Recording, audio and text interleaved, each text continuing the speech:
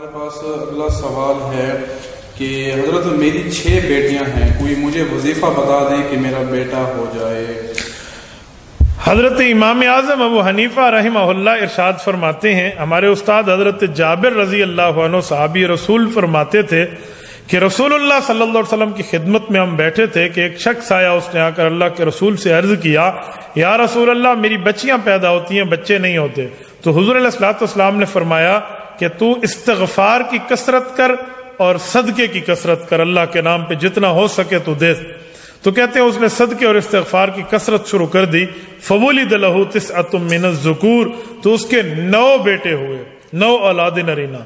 یہ حدیث پاک موجود ہے، اور اس کو اگر آپ مزید بھی دیکھنا چاہیں تو استغفار سورۃ نوح پارہ نمبر 29 میں لکھا ہوا ہے کہ اللہ پاک اولاد نرینہ عطا فرماتے ہیں۔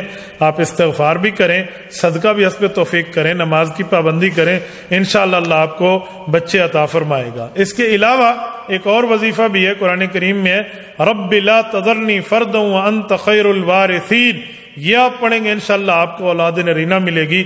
یہ ہمارے حضرات کا آزمودہ اور مجرب نسخہ ہے۔